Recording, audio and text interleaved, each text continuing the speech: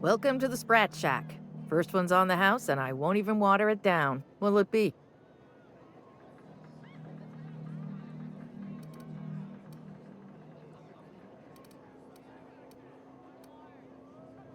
So, you just wandered in for the genteel conversation. Suit yourself.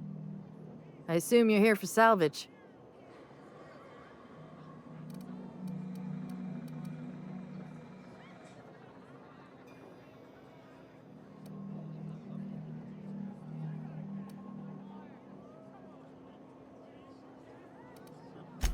Most of my regulars are sublight scavengers.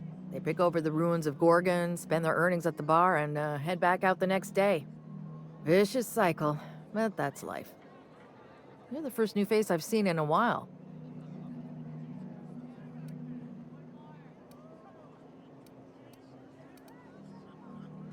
Spacer's Choice used to brew pharmaceuticals in these parts.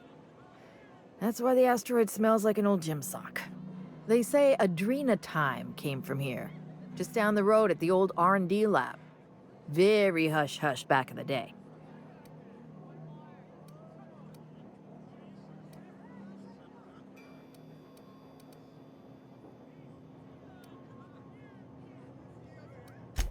Lucky. Sure, I knew him. He could get a little dramatic at times, but he was a good guy. Heard he took on a dangerous job. Spent a lot of time coming and going from the Office of Creative Incubation, just down the road.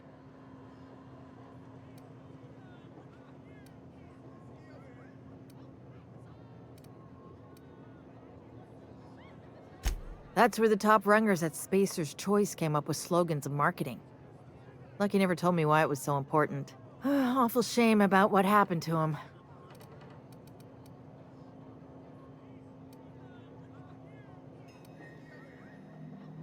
You really want to hear my story?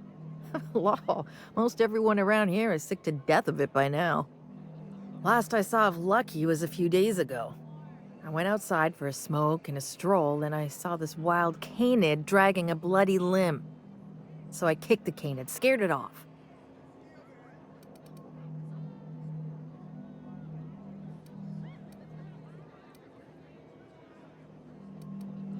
Get this, the canid was chewing on an honest-to-law human arm. Lucky's arm.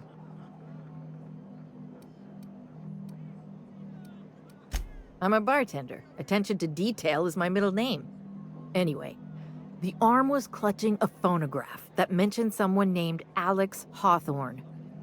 I did some poking around, and this Hawthorne has a reputation among the salvagers who frequent the bar. So I packaged up the arm nice and tidy and sent it care of the Halcyon Parcel Service. They even gave me a discount on the hazardous waste removal stamp.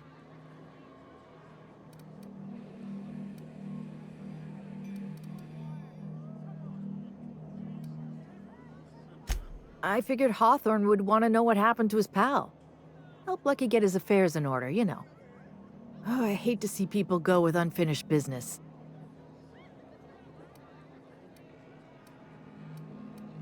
Third floor. Once I figured he wasn't coming back to pay his tab, I left his room unlocked to air it out. You can help yourself to anything you left behind. Fair warning, I've been letting the regulars use it for a quick lie down. Just wash your hands when you're done. Trust me.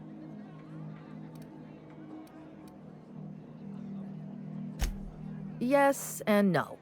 The Sprat Shack used to be a shipping and receiving warehouse during the old Project Gorgon days. When Spacer's Choice pulled their guys off-world, Sublight moved in to salvage what we could, and they put me in charge.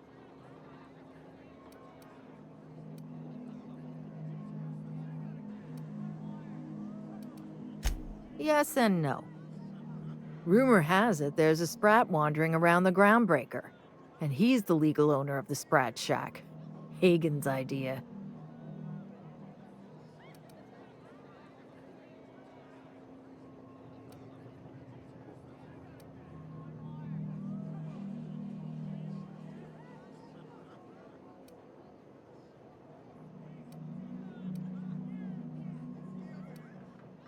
See, Hagen didn't want a paper trail that led back to her, so she gave the bar to the Sprat.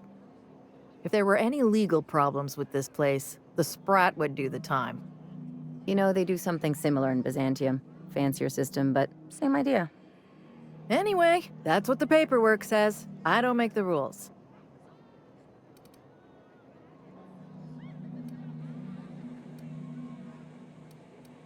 Easy. His name's Matt. The beautiful thing is, no one could tell Matt Sprat apart from an ordinary vermin.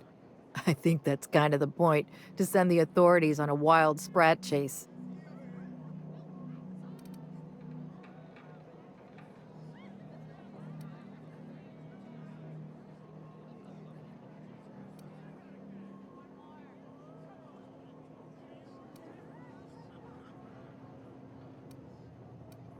Never thought about that. Shit, someone could have eaten my boss. As far as business arrangements go, this one's a head-scratcher, but they say it's all above board, so that's what matters.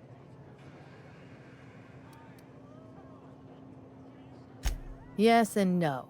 We're doing a lot more than squatting. We're classing up the joint, keeping the riffraff outside where it belongs. They didn't even serve drinks until I arrived. Talk about wasted potential.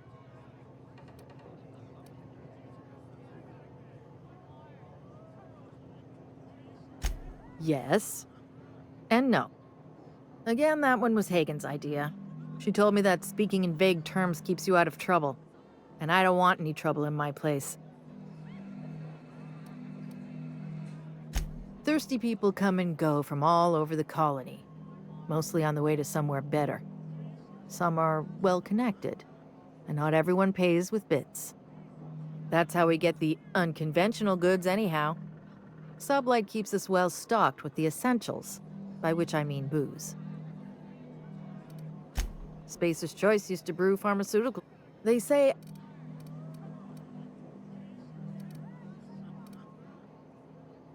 Damn right we are.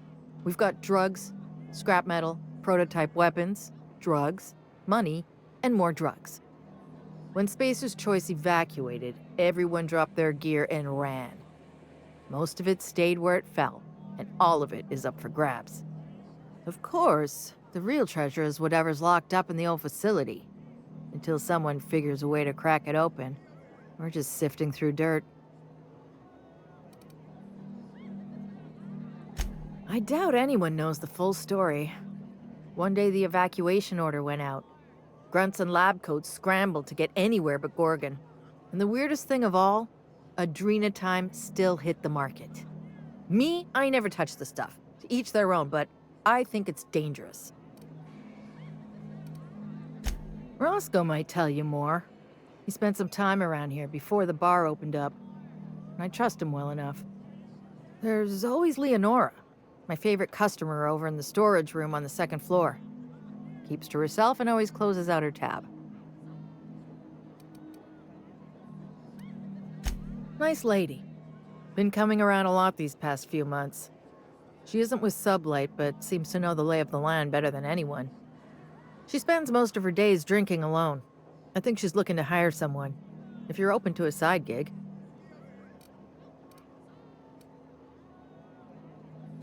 Now that you mention it, I thought I saw those two sharing stories over a pint. Didn't think twice about it. I don't speak ill of the dead, but Leonora deserves better company. That Lucky was no good for her. He's been here since opening day. I think he told me he was some kind of journalist. He got left behind when Spacer's Choice pulled out. And I guess no one's coming to get him. Roscoe's drinks are on the house. We all know how it feels to get left behind. He'll be all right. He's with the family now, and we take care of our own. He didn't tell me and I didn't ask. I'm his bartender, not his human resources rep. If you believe the chatter, a lot of good folks got left behind, and a lot of bad folks made it out. Sometimes that's all there is to it. What are friends for, eh? You got it, bub. Name your poison.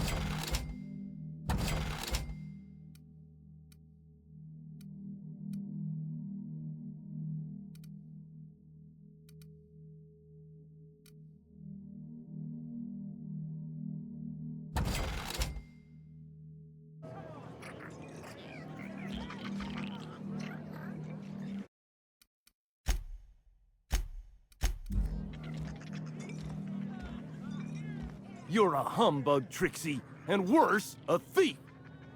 I can't steal what's lawfully mine, you tangle-footed dimwit. Break it up, you two. I've heard more than enough of your shit for one day.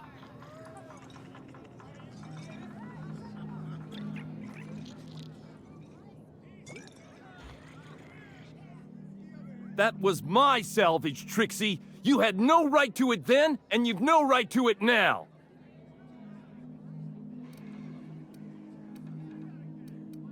I risked my life sneaking around Marauders to claim that wreck. And I didn't see your name on it. Now you've done it. Eat fist! All right, that's enough! This is a family establishment! You want to make a mess? You make it outside! But this was personal, Lex. It's a question of salvage. That wreck was gonna make me a fortune.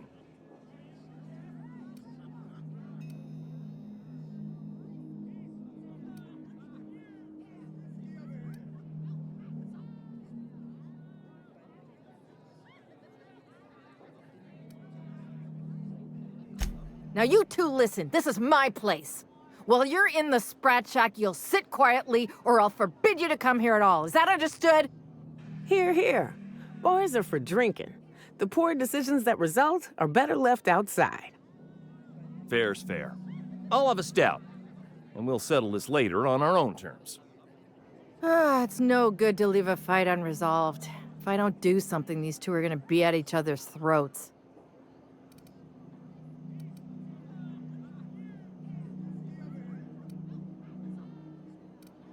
Would you do me a favor and weigh in as a third party? I can use an unbiased set of eyes on the problem, and an outsider like you fits the bill.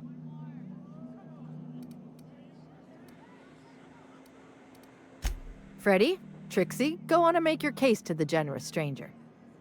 I'll start, seeing as I'm the one who's been most wronged in this equation.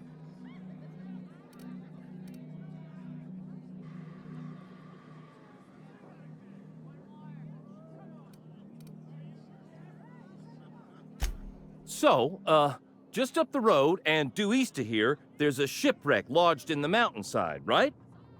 I staked my claim on that wreck. Then I wandered in for a drink. An hour later, Trixie swaggers in bragging about her salvage. Ugh, the nerve of some people.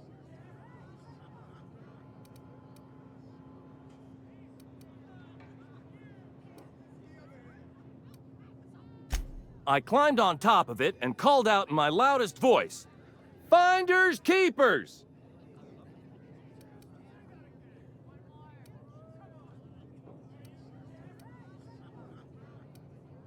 I don't know about legal, but it's legit by sublight standards. Assuming anyone was around to hear it, which we can't know for sure. Someone must have heard me. They just ain't brave enough to step forward and admit it.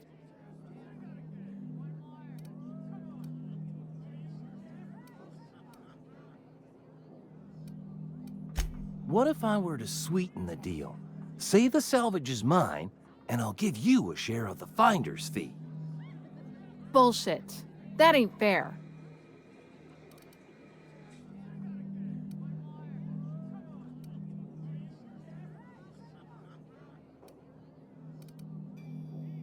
When I found the shipwreck, there were no salvage mark.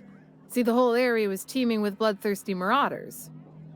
So I snuck around and added my tag, clear as day so no drunken idiots could claim the salvage out from under me, Freddy. For the record, when I heard the marauders coming, I left. Trixie must have set her mark down after me.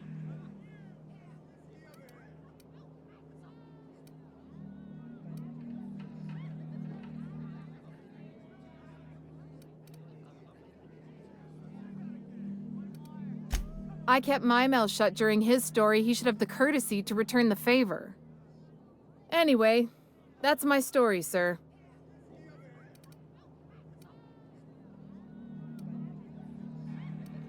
I drew an X in the dirt, with my toe.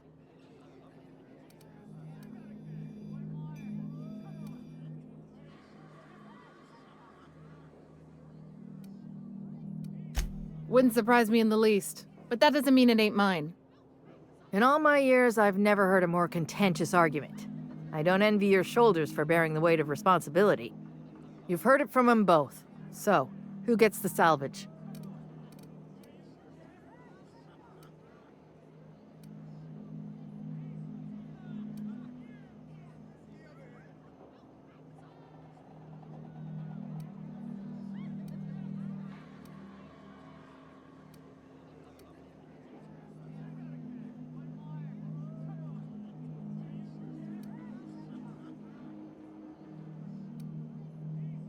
What?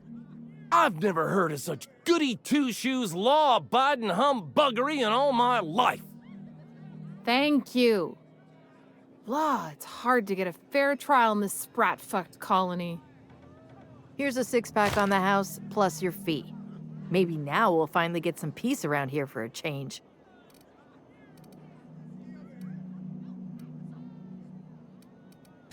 I'll write to Lilia Hagen in the corporate office on Groundbreaker. She'll get some haulers to drag it away. It'll take a while. Nothing happens fast around these parts. But at least the salvage would get a good home. A little too often if you ask me, but that's the sublight way.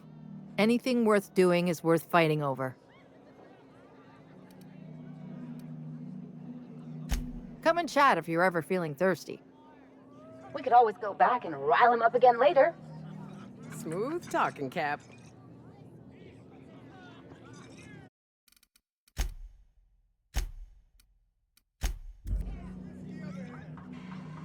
Thanks again for the salvage. You're all right, no matter what Freddy says. It ain't fair. That salvage was mine first. I'm not drunk. You're drunk.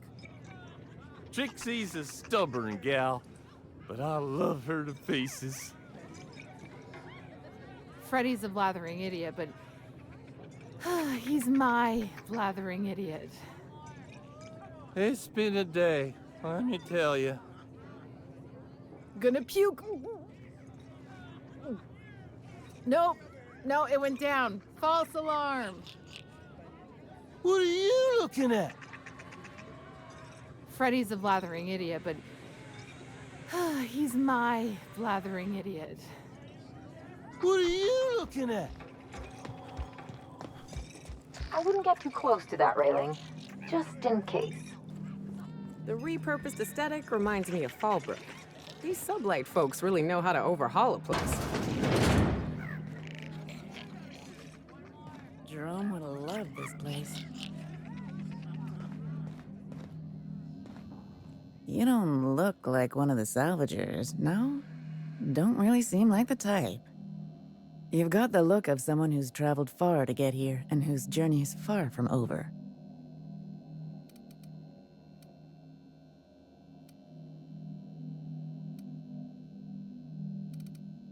Confidence. The scavengers around here, they're faking it. You're the real deal. I don't know if you're bound for the old ruins, but in case you are, can you look into something? I'd do it myself, but of course, the Marauders would eat me alive.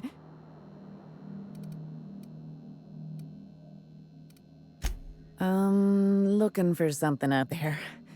Been paying Sublight to help me, but they haven't made much progress.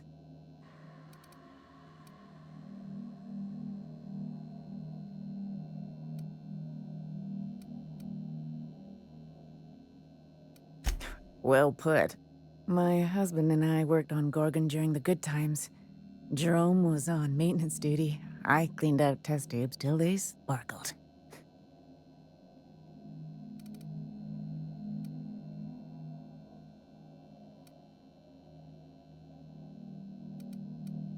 Nowhere good, that's for sure. In his final hours, Gorgon was a war zone.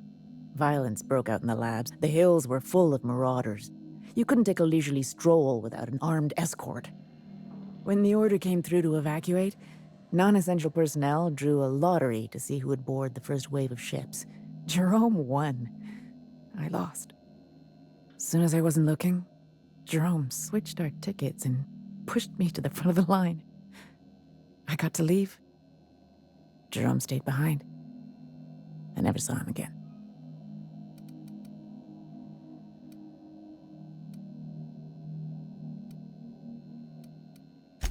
That Jerome. Always chose the right thing, even when it got him killed. This place is greedy. Took my Jerome, and it would have taken me too. I just want one thing back. His old hip flask. I gave it to him the day we signed our marriage contract, and he carried it wherever he went. I know it's still here.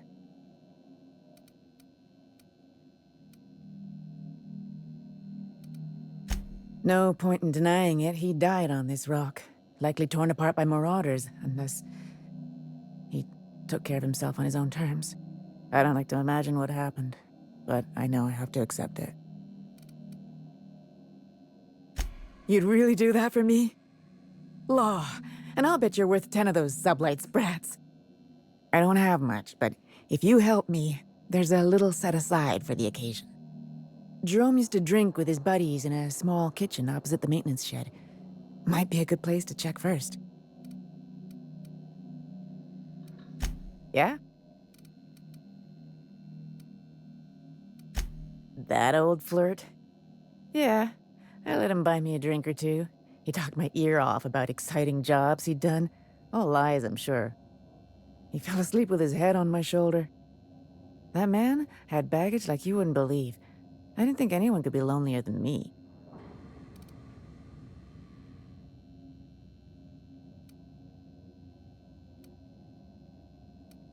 He put on quite a front, but I think he was weary. Like he'd seen too much and had too little to show for it. Guess we were kindred spirits in a way. He bragged about having the key to some sort of maintenance area in one of the old buildings. I never saw it, so I just assumed he was talking himself up. He also asked if I wanted to see something gross and slimy he kept in his room, but I declined, politely. Sure thing. My condolences if you two were close. The lab coats kept quiet about the project, but the air was charged with excitement. You could feel it wherever you went. They wanted to change the world. A tenfold boost to worker productivity with no side effects? Who wouldn't salivate at the thought? I don't know what went wrong, but when the shit hit the fan, it sprayed everyone in its path, including me.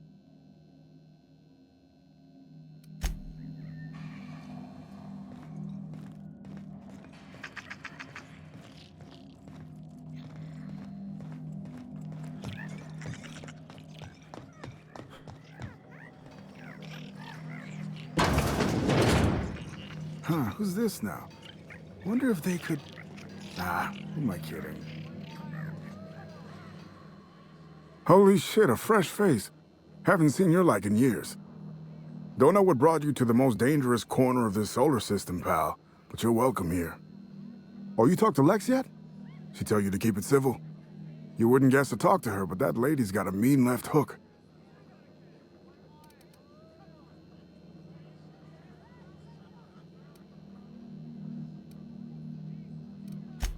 Some kind. Yeah, that's a good way to put it. Got into reporting thinking I was gonna be some sort of public intellectual. What a joke. Spent 95% of my time playing stenographer to the board, and the rest writing puff pieces on the chairman's latest beard trim. Real life and death shit.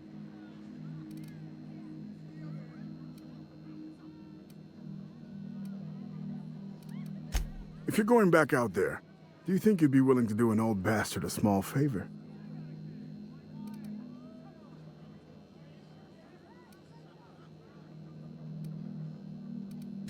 You know, that reminds me. I don't think you've ever actually paid me.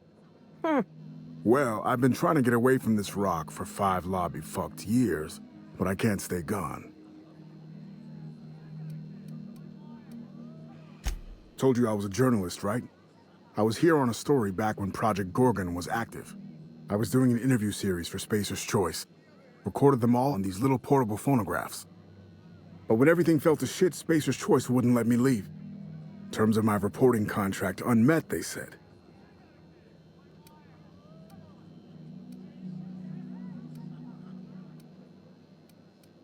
Right on the money. Look at me, I'm no fighter. I've never even touched a gun. But you're just the right amount of rough around the edges. Help me get my recordings back so I can finally get the hell out of here.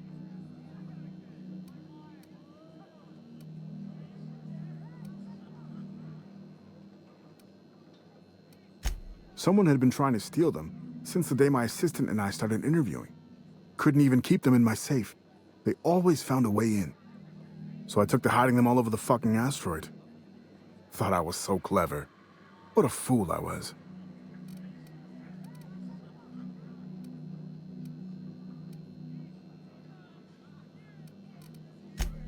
Oh, Georgie? Yeah, she helped me with interviews. A real whiz with the portable recorder tech, too. When things got crazy, I shoved her onto the last ship off Gorgon. With any luck, she's safe and comfortable in Byzantium. She tried every which way to stay, but it was my contract keeping us here, not hers. Didn't seem fair she'd have to suffer just because I made a bad deal.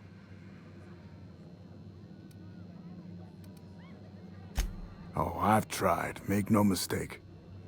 I've caught a couple of rides out with sublight folks, but the board's fixers always send me right back, and I'm not about to stand toe-to-toe with marauders just to fulfill a line item on a contract. No shit? That's downright civilized of you. All right. One of them I stashed in the Office of Creative Incubation, in the projector room on the 3rd floor. I gave another to my friend Birdie to keep in her apartment, just outside OCI's upper entrance. Seems like a good idea at the time. Someone had started a fire, folks were shooting other folks. It was a madhouse. You'll find another in the chem lab. It's in the main lab storage room.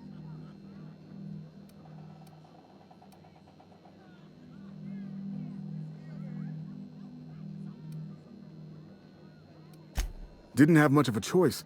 The primals had gotten loose, couple of them were chasing me. The recordings just ended up wherever I hid.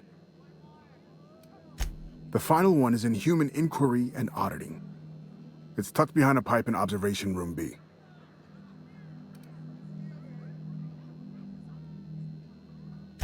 What with the test subjects running loose, the researchers were surprisingly unobservant.